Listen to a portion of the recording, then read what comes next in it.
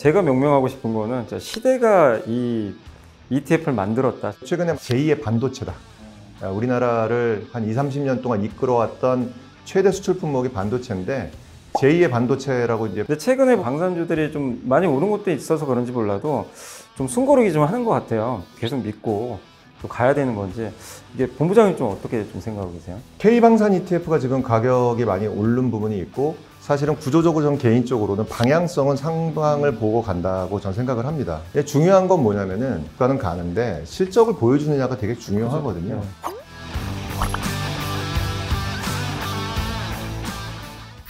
국내 최고의 전문가들과 함께하는 본격 ETF 전문 채널 ETF 아는 형. 저는 진행을 맡게 된 염승환입니다. 이렇게 만나 뵙게 돼서 좀 반갑고요.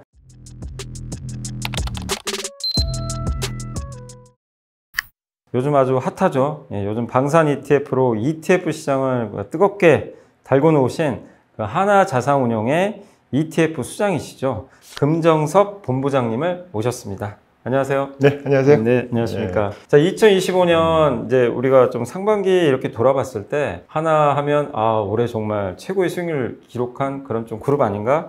이런 좀 생각하실 텐데, 사실 이게 야구도 마찬가지인 것 같아요. 야구도 참 이 하나 팬들은 부처님이라 그러죠. 굉장히 그런 표현들 많이 하는데 너무나 힘들었죠. 1점만 내도 되게 환호하시고 막 그런 제가 짤도 좀 본 기억이 나는데, 그 하나가 정말 이번엔 바뀌었습니다. 상반기에 1등을 했고 이제 강력한 우승 후보가 되고 있는데, 주식도 마찬가지인 것 같아요. 주식으로는 그 하나 에어로스페이스라는 이 방산 관련 주식이 ETF 업계에서 이제 국내 및 해외 또 방산 ETF는 물론 이제 미국에까지 K방산 ETF를 이제 상장한 하나자산운용이 난리도 지금 아닌 상황인데, 그러고 보니 그 하나이글스의 그 김경문 감독님하고 취임 시점이 좀 비슷하신 것 같아요. 하나이글 플러스 ETF도 금정섭 본부장님의 리더십과 함께 그 활활 날고 있는 것 같은데, 요즘 좀 분위기 좋으실 것 같은데 좀 어떠세요? 일단 뭐 김경문 감독님하고 비교를 해주시면 네. 제가 어떻게 합니까? 네. 몸둘 바를 모르겠습니다. 네. 하나그룹 자체가 사실 올해 다 좋습니다. 그룹의 몇몇 각각의 계열사들이 다 좋고요. 저희 회사 브랜드가 플러스 ETF인데 올해 연초이로 순자산이 작년 말 대비 거의 2배 가까이 늘었습니다. 그래서 좋은 실적이 나와서 저도 개인적으로 기분이 좋은데, 근데 이 모든 걸 다 차치하고 개인적으로 제일 좋은 거는 이글스가 상반기 1위 한 게 제일 좋습니다. 야구 좋아하시나 봐요. 저 원래 이글스 팬이었고 전반기 1위 마감이 제일 좋고, 후반기에도 제가 좀 유심히 보니까 그 많은 전문가들이 한국 시리즈 가지 않느냐, 직행하지 않느냐. 안 가면 큰일 날 것 같아요. 그러니까요. 개인적으로 조금 더 기분 좋고요. 팀 분위기 좋습니다. 저희가 그 하나자산운용이 사실은 규모가 큰 회사예요. 업계에서 100조가 넘으니까. 우리 국내 운용사 중에서 자산이 100조 넘는 회사가 사실 몇 개 안 되거든요. 그 회사 중에 하나고, 근데 이제 ETF 쪽에는 그동안 사실은 우리만의 색깔을 드러내기 좀 어려움을 좀 겪었었는데, 다행히 그 하나 이글스처럼 저희도 최근에 조금 비상하고 있어서 개인적으로 기분 좋고요. 잘 아시겠지만 야구도 마찬가지인데 그 ETF도 사실은 이게 팀워크가 중요합니다. 그러니까 펀드 매니저도 있지만 이 상품을 만드는 상품팀 직원들, 그리고 이거를 시장에 소개하고 정보를 제공하는 컨설팅팀 직원들, 이 모든 이 팀플레이가 사실은 사업 경쟁력이라고 보는데, 최근에 이제 성과가 이제 하나씩 나오면서 저희 내부적으로도 그 성공 스토리를 가져가면서 좀 자신감도 올라왔고, 올해 좀 원년인 것 같고요. 앞으로도 저희 시장에서 주요 플레이어가 되도록 그렇게 좀 더 노력하고 그렇게 될 것 같습니다. 지금 굉장히 좀 분위기가 이제 좋다라고 좀 언급해 주셨는데, 사실 이제 그 모든 건 결국 이제 뭐 주식 투자나 이런 ETF 마찬가지예요. 결국엔 돈 버는 거잖아요. 그렇죠. 수익률인데 수익률이 정말 좋죠. 근데 제가 얼마 전에 그 트리플 크라운 소식을 좀 전해 들었는데, 근데 이게 ETF에서 뭐 트리플 크라운이 뭔가요? 일단 그러니까 뭐 그렇게 좀 기사를 써주셨는데, 국내 ETF 시장에서 한국 주식에 투자하는 그쪽에 상반기 전체 1등이 저희 플러스 K 방산이고요. 그리고 두 번째는 해외 주식에 투자하는, 국내 상장된 ETF 중에서 해외 주식에 투자하는 전체 수익률 1위가 저희 플러스 글로벌 방산입니다. 그리고 이제 여기까지는 이제 더블 크라운인데, 저희가 올 연초에 그 미국 시장에 ETF를, K방산 ETF 상장을 했거든요. 티커가 코리아 디펜스로 지금 정해서 KDEF입니다. KDEF인데 이게 미국 시장 ETF 중에서 전체 1등을 차지했습니다. 근데 뭐 이사님도 잘 아시겠지만 국내 주식 올해 좋잖아요. 좋죠. 올해 상반기에 네. 지금 글로벌 기준으로 주요 국가 대비 1등인데 네. 그 중에 또 방산주가 또 연초이후로 굉장히 네. 좋아서 그래서 이제 기사로는 트리플 크라운이다 이런 말이 나갔고요. 제가 봤을 때는 이거 1등 공신은 하나 에어로스페이스 같은데 제가 예전에 그렇죠. 기사 봤는데 전 세계 상승률 1위라고 맞습니다. 하더라고요. 엄청나게 주가 퍼포먼스가 좋아서 최근에 그 하나 플러스 ETF를 그 애정해 주시는 투자분들에게 감사 인사 먼저 해주시는 것도 좀 좋을 것 같아요. 네, 뭐 사실 이런 자리가 많지 않으니까 꼭 이 말씀을 좀 드리고 싶었는데요. 개인 투자자분들이 주신 이런 그 신뢰와 사랑이 없었으면 이런 성과가 불가능했죠. 네. 사실은 투자자분들이 많이 좀 살펴봐 주시고 투자를 하셨기 때문에 이런 그 성과가 났고요. 앞으로 저희도 그 투자분들의 그 더 높아진 수준의 기대에 부응하려고 더 노력을 하고 있고요. 차별화된 상품하고 서비스를 제공하도록 최선을 다하겠습니다. 그리고 한편으로는 사실은 이 규모가 커지다 보니까 요즘에 많이들 저희 상품들을 사시거든요. 많은 책임감을 느끼고 있습니다. 그렇죠. 이게 뭐 잘 되는 것도 잘 되는 건데 그 안에서 거기에 높아진 기대 수준을 좀 부응을 해야 되니까 이 소중한 자산을 좀 맡겨주신 거니까 더 큰 책임감을 느끼고 있고요. 거기에 부응하도록 그렇게 노력하도록 하겠습니다. 사실 이거 하나의 원투펀치라고 하면 이제 많은 분들이 바로 떠올리실 거예요. 바로 대표적인 이제 K방산 ETF와 그리고 이제 아리랑 시절부터 되게 유명했죠. 사실 아리랑 브랜드를 뭐 예전에 이렇게 좀 생소하게 느껴졌던 분들도 계셨지만 그때 배당주 하면 그냥 아리랑으로 다 생각을 하실 정도로 이 배당 ETF 정말 유명했었거든요. 근데 이번 이제 이름이 바뀌면서 플러스 고배당주 ETF라는 요 ETF로 또 확실히 또 입질 좀 이제 다지는 그런 모습인데, 근데 아직 그 플러스 ETF와 사랑에 빠지지 못한 그런 투자분들 분명히 계시거든요. 그 분들을 위해서 그래도 다시 한번 이 두 개의 대표 상품 한번 소개해 주시면 좋을 것 같아요. 성과가 되게 좋아서 요즘에 개인들이 좀 많이 사고 계신데, 저희 K방산 ETF는 한국 시장에 상장되어 있는 대표 방산기업 10종목에 투자를 합니다. 대표 방산기업이라면은 이제 개별 주식으로도 투자자분들이 많이 관심을 가지고 있는 한화 에어로스페이스, 뭐 LIG 넥스원, 그 다음에 현대 롯데, 이런 그 카이 같은 이런 기업들이고요. 이런 그 사실 방산 쪽의 매출이 거의 대부분입니다. 이런 기업들이. 그래서 그런 퓨어 플레이죠. 정말 순수 방산 기업들 중심적으로 되어 있는 10개 종목에 투자하는 ETF고요. 이 방산은 사실은 꽤 오랫동안 사실은 그 내수용 산업이었어요. 그렇죠. 국방부에서 나오는 그 발주, 수주에 대해서 했었고, 그러다 보니까 사실은 그 영업이익률이 높지 않았습니다. 근데 최근에는 명백한 이제 수출주로 변모를 했거든요. 그래서 최근에 많이 명명이 된 게 제2의 반도체다. 우리나라를 한 20, 30년 동안 이끌어왔던 최대 수출 품목이 반도체인데 제2의 반도체라고 이제 불리고 있으면서 투자자들도 많이 관심을 갖는 것 같고요. 그런 그 핵심 종목 10종목에 투자하는 게 저희 K방산 ETF입니다. 그리고 그 고배당주 ETF가 있는데요. 사실 이 ETF는 그 2012년에 상장을 했습니다. 그래서 올해로 13년 차가 된 우리나라의 거의 시초죠. 배당주의 시초이고, 국내 투자자들이 사실은 국장을 별로 이렇게 좋아하지 않다 보니까 배당 투자하면은 이제 미국으로 많이 가셔서 투자를 했었는데, 최근에 좀 분위기가 좀 바뀌고 있어서 한국의 이제 대표 배당주인 저희 플러스 고배당주 ETF를 많이 선택해 주시고 있고요. 최근에 규모가 많이 늘었습니다. 그러니까 전년 대비해서 뭐 5천억 이상 늘어서 최근에는 한 1.5조까지 늘었었고요. 앞으로 한국의 그 코리아 디스카운트가 해소가 되면 대표 종목이 뭐냐 그러면 이제 배당주를 얘기할 텐데, 그 배당주를 투자할 때는 이제 저희 상품을 좀 많이 투자를 하시니까 주요 종목은 한국에 대표하는 고배당주입니다. 그러니까 앞으로 배당을 많이 주는 종목 30개를 저희가 고르고요.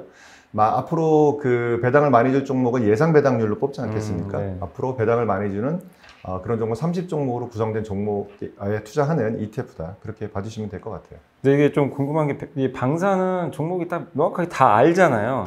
근데 고배당주는 이제 30개고, 사실 개인 투자분들이 공부 열심히 하신 분은 아시는데, 말씀하신 대로 30개 뽑는데 그게 자주 바뀌나요? 1년에 저희가 2번 리밸런싱을 하거든요. 2번 해요? 네, 2번. 근데 그럴 때 만약에 이렇게 진짜 배당 많이 주는데 주가 오르면 배당성이 떨어져 버리잖아요. 그렇죠. 그러면 좀 교체라는 표현인가요? 교체됩니다.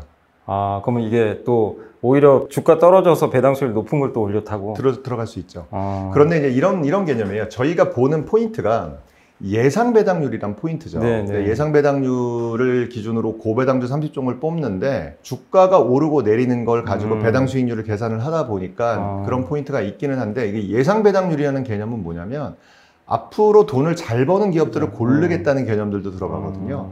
그래서 그 아까 말씀드린 것처럼 뭐 주가가 폭락을 한다고 들어가는 건 아니고요. 어쨌거나 본업인 영업이 잘 돼야 되는 기업들입니다. 그래서 퀄리티 팩터가 들어간다고 보시는 게 좋을 것 같아요. 그러면 이제 결국 우리 한국에서 그래도 앞으로 배당 수익률을 높일 수 있는 그렇죠. 그런 좀 검증된 회사를 맞습니다. 좀 편입하는 게 우선이다. 그리고 이제 1차로 뽑을 때 이게 그 유니버스라고 저희는 표현을 하는데, 네. 전체 풀 중에서 예상 배당이 높은 종목을 30종을 뽑는데, 일단 이 1차 후보군이 중요하잖아요. 대부분 이제 코스피 200 내에 있는 대형주들입니다.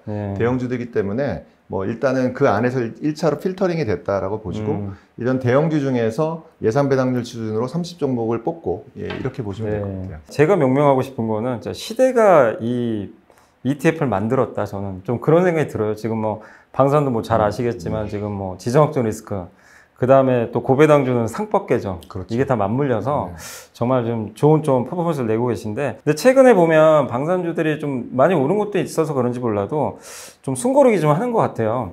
근데 또 일부에서는 이게 근데 뭐 좋은 건 알겠는데 너무 비싼 거 아니냐, 이런 좀 평가들도 들리는데, 그럼 플러스 K 이제 방산 ETF 갖고 계신 분들은 좀 고민이 되실 것 같아요. 이게 진짜 여기서 이제 조금 한번 내가 교체를 해야 되는 건가, 아니면은 정말 K방산의 힘을 또 계속 믿고 좀 가야 되는 건지, 이게 본부장님 좀 어떻게 좀 생각하고 계세요? 전화 많이 받습니다. 저희가 많이 받기도 하고, 저희가 사실은 이 K방산 ETF를 세미나를 많이 했었어요. 개인들도 많이 만나고, 저희가 사실은 주로 이제 PB센터라든지 이쪽에 고객분들을 많이 만나거든요. 근데 최근에 와서 그런 얘기도 좀 많이 하세요. 근데 한편으로 보면은 이게 10,000원으로 상장을 했는데 지금 50,000원 가까이 됐잖아요. 그 변곡점마다 사실은 그 질문이 있었습니다. 그렇죠. 20,000원대 가면은 2배 오른 거잖아요. 왜 이렇게 많이 오르다 보니까 무섭다. 30,000원대, 40,000원대, 이제 지금 50,000원까지 온 겁니다. 50,000원까지 온 거고, 알 수는 없죠. 앞으로 그렇죠. 이게 어디까지 갈지 알 수는 없는데, 제 개인적인 뷰는 한국 시장에 이런 구조적 성장주라는 것이 이제 나올 때의 주가의 흐름들을 보면 시장은 열광하거든요.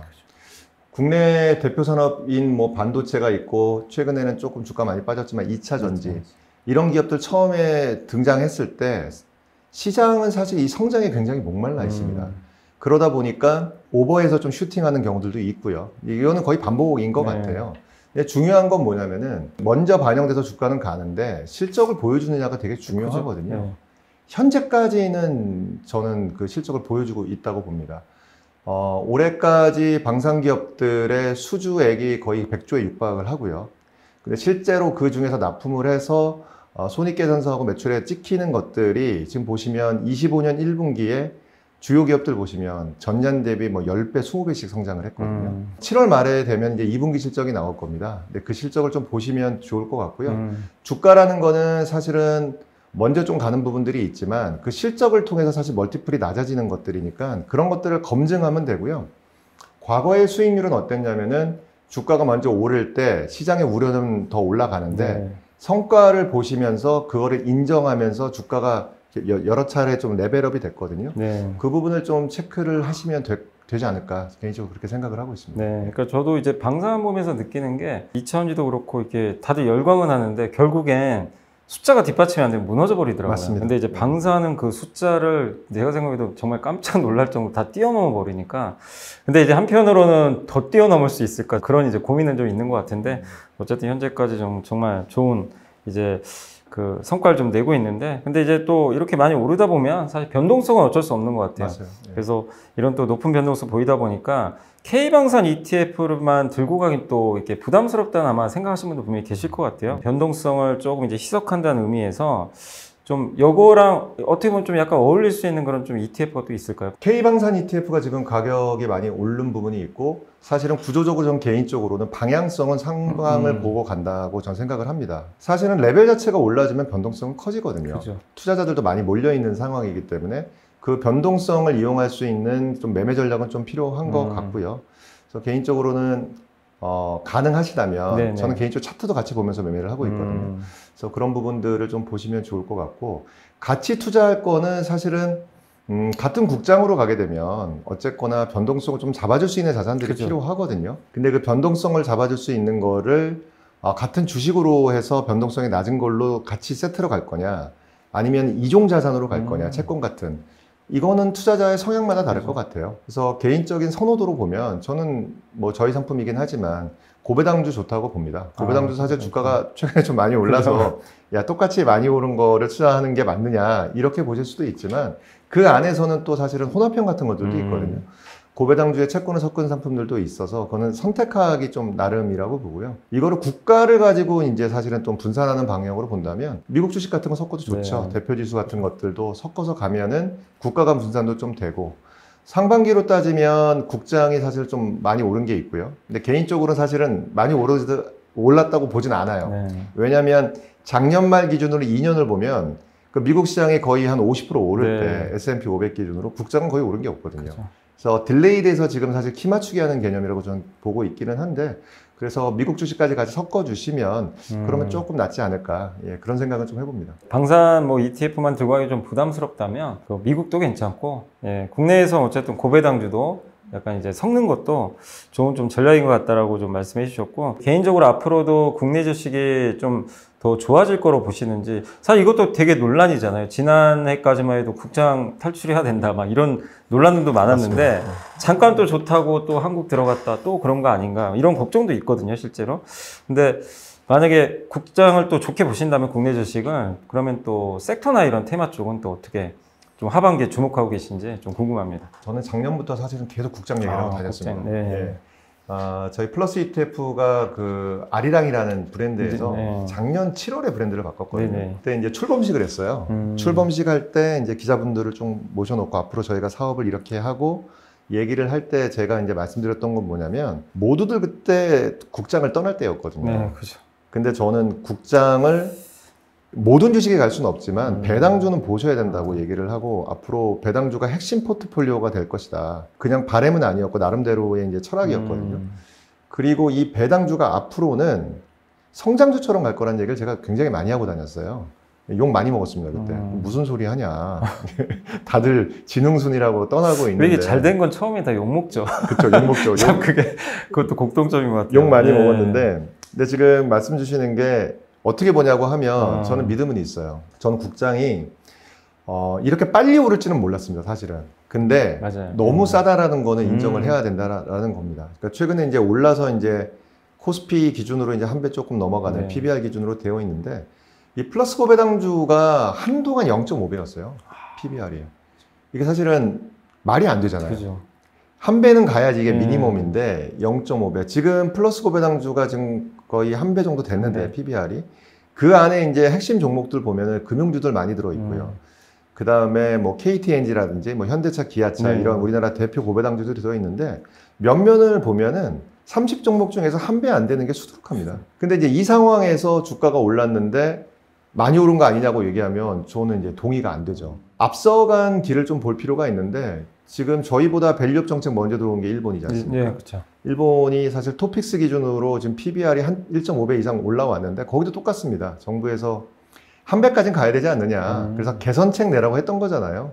근데 저희 지금 한 배 왔어요. 예, 한 배 왔는데, 저는 국장 앞으로는 실적이 중요하죠. 근데 실적은 나중 문제고요. 일단 이거부터 해결이 좀 돼야 된다고 좀 보고 있고, 다행히 신정부 들어서 포인트를 잘 잡아가시는 것 같아서 전 레벨업을 기대하고 있고요. 다만 이제 투자자 입장에서는 희망회로만 돌릴 수 없으니까 상법 개정 일단은 보시고 있잖아요.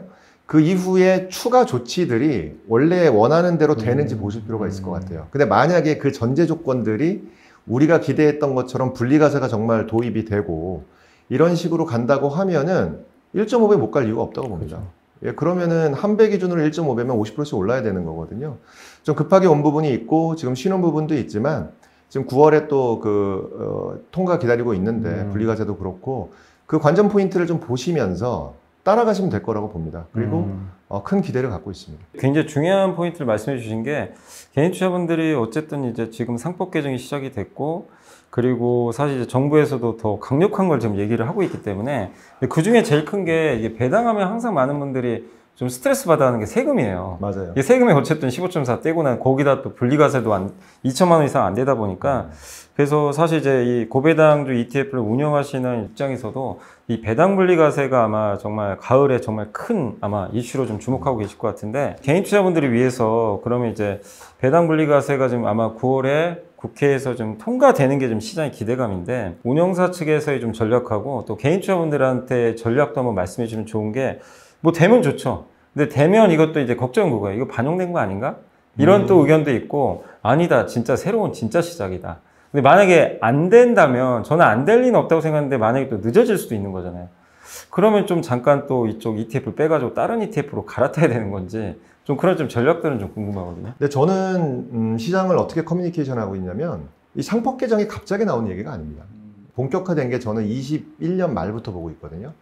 상법 개정이 최근에 나오는 뭐 전자투표제라든지 감사위원 분리선출이라든지 집중투표제가 일단은 21년 말에 된 거잖아요. 네네. 저는 개인적으로 상법 1.0이라고 표현을 하는데 그때 일단 도입이 된 거고 감사위원 분리선출을 1인에서 2인으로 한 게 지금 현재 통과된 2인인 거고요. 네. 새로 들어간 건 저겁니다. 이사의 충실 의무를 주주까지 확정된 거는 처음 들어온 개념인데 이게 1년의 흐름이 사실 3, 4년 됐어요. 그러니까 정부가 노력을 좀 많이 하신 부분이 있고요. 그 이후에 나왔던 게 그 24년에 들어왔던 밸류업 정책도 들어왔던 거고 한 3년 동안 그 중간에 저것도 있었어요. 그 배당 선진화제도. 맞아요. 배당 선진화제도도 있어서 코리아 디스카운트는 그냥 구조적이었잖아요. 그렇죠. 그렇잖아요. 이거는 뭐 당연한 거였잖아요. 지겹죠, 진짜. 네, 지겹습니다, 진짜. 근데 이게 한 3년 전부터 저는 많이 바뀌고 있다고 저는 개인적으로 많이 느끼고 있었어요. 근데 이게 지금 불을 붙인 게 이번에 새 정부 들어와서 했다고 하는 거고요. 그래서 분리과세 여부도 굉장히 중요한 이벤트죠. 하지만 이 1년의 흐름은 전 꺾이지 않을 거라고 봅니다. 코리아 디스카운트 기대하기 있기도 하고 개인적인 믿음은 될 거라고 봅니다. 근데 일단은 먼저 주가가 반응한 부분이 있고요. 그래서 좀 불안한 건 있어요. 하지만 정부 입장에서도 보면은 개인적으로는 이 균형점을 잘 보고 계신 것 같거든요. 기업단에는 상법 개정을 통해서 약간 옥죄는 부분이 있는데 이 분리과세라는 거는 실제로 개인보다는 기업의 대주주한테 훨씬 더 좋은 거거든요. 그래서 이 기업들한테 채찍과 당근을 같이 주고 있는 것 같고 밸런스를 같이 가고 있는 부분이어서 어느 한쪽만으로 밀고 가지는 않을 거라고 봅니다. 그래서 분리과세가 됐고 세수 부족 이슈가 있지만 방향 자체는 이거는 꺾이진 않을 것 같아요. 개인적으로. 그러니까 이 분리과세라는 큰 방향성을 어쨌든 여기에 타고는 가야 된다. 예, 그게 뭐 단기적으로 흔들린다 하더라도. 그렇습니다. 예, 네. 그래서 굉장히 좀 좋은 말씀 해주셨고요. 지난 2024년 말에 하나만의 이제 변주라고 이제 부를 수 있는 S&P 500 성장주 ETF를 이제 출시하기도 했는데요. 이 상품에 대한 또 매력도 한번 설명해 주시면 좀 좋을 것 같아요. 저도 이제 은퇴가 얼마 안 남았거든요. 네. 예, 저도 이제 여기 들어온 지 입사한 지 한 26, 7년 됐으니까 네. 저희도 언젠가 은퇴를 해야 되지 않습니까? 그러니까 제가 사고 싶은 상품들을 저는 상품을 1차적인 아이디에이션 할 때 생각을 하는데 MZ세대 입장에서는 앞으로 직장 생활을 한 20, 30년 해야 되지 않습니까? 네. 그러면 어떤 상품을 투자했을 때 은퇴 이후에 자산을 모아서 풍요로운 노후를 살 수 있을까? 이게 핵심 포인트잖아요. 근데 지금 현재까지 저는 S&P 500보다 좋은 상품 못 본 것 같아요. 이 트랙 레코드가 100년이거든요. 100년이 넘지 않았습니까? 트랙 레코드 100년 동안 보여줬던 그 강력한 이익 성장과 주가 상승. 거의 연평균 거의 10%에 육박하는 거를 매년 줬으니까 뭐 이거보다 더 사실은 증빙된 상품이 있을까 싶기도 하고요. 근데 저희가 생각했던 포인트는 뭐냐면 S&P 500을 투자를 하는데 약간 성과를 아쉬워하는 투자자들이 많았어요. 나스닥도 있지 않습니까? 그죠. 네. 근데 나스닥을 30년 동안 투자하면 좋죠. 근데 여기는 일단 기본적으로 테크이기 때문에 변동성이 있거든요. 그리고 그 안에 위너와 루저들이 생기기 때문에 이런 것들을 좀 잘 조화시키면 어떨까? S&P 500이라는 기반 위에 성장을 좀 더 한 소끔 더 줘서 성과를 좀 끌어올리면 어떨까라는 생각을 처음 시작했던 거고요. 앞으로 현재 기준으로 S&P 500은 10년 뒤에 어떤 모습을 보일까? 전 개인적으로 테크 기업들 비중이 높아질 거라고 보고 있어요. 지금 S&P 500이 지금 IT 섹터가 대략 한 30% 정도 되거든요. 근데 S&P 500 성장주는 한 50% 정도 됩니다. 과거에 S&P를 이끌었던 섹터들이 있습니다. 각각의 그 포인트마다, 스테이지마다 있는데 어떨 때는 에너지 섹터가 가기도 했었고요. 소비재 섹터가 갔는데 전 향후 10년은 압도적으로 테크 위주로 갈 거라고 보고 있어요. 그래서 미래의 S&P 500이 무엇일까라는 고민을 만들었던 거고요. 그 스토리가 맞는다면 앞으로 10년, 20년, 30년 투자했을 때 S&P 500 성장주가 좋을 거다라고 만들었는데 많이 안 알려졌습니다. 그래서 아직 규모가 좀 작고요.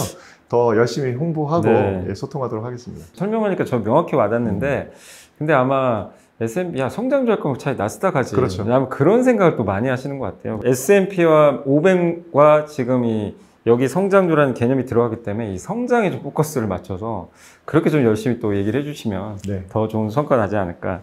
이렇게 좀 기대를 해보고요. 본부장님께서 지금 ETF 산업에 몸담으신 지가 지금 10년이 훌쩍 더 넘은 것으로 제가 들었거든요. 누구보다 ETF 투자에 대해서 산전수전 진짜 경험을 되게 많이 겪으셨을 것 같은데 지금 본부장이 갖고 계신 그 DC연금 계좌에서 ETF 아마 하고 계실 것 같은데 보유 탑3 이제 진짜 궁금하긴 합니다. 공개 가능한가요?